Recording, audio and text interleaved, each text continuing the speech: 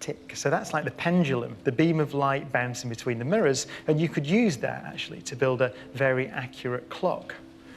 Then Einstein imagined what that clock would look like if it were moving relative to us. So what I'm going to have happen is Jim is going to be moved along the stage, keep moving the clock, and then we can dim the lights and we can see what that looks like from our perspective.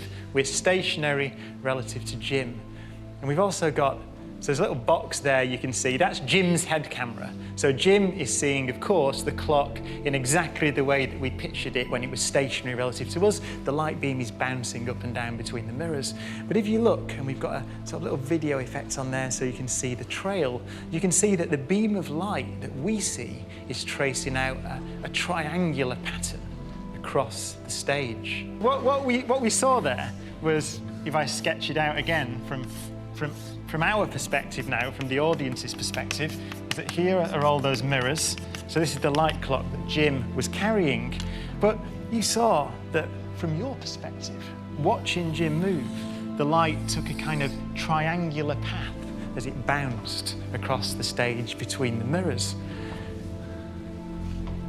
Here is what Einstein's postulate, if you like, Einstein's suggestion that the speed of light is constant for all observers, implies.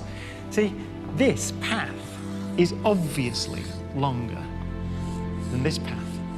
So, if we all agree on the speed of light, then it is obvious that it must take the light longer to tick for the moving clock than it does for the stationary clock. Moving clocks run slowly. This is true. Time really did pass at a different rate for Jim. It passed at a different rate for him than it did for you in the audience watching Jim move. There's no sleight of hand here. Jim really is a time traveller. There's no such thing as absolute time. Now, why don't we notice this in everyday life is because the amount by which time slowed down for Jim was minuscule, because the speed he was travelling was so small compared to the speed of light.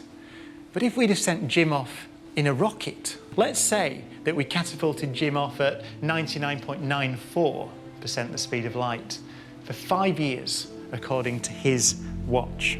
Then we tell Jim to turn around and come back. It takes another 5 years to get back to the Earth. So for him, the journey would take 10 years. But for us, with our watches ticking faster than Jim's, 29 years would have passed. Jim would return in 2042, having aged only 10 years. So real effect, he'd be a time traveller. Time travel into the future is possible.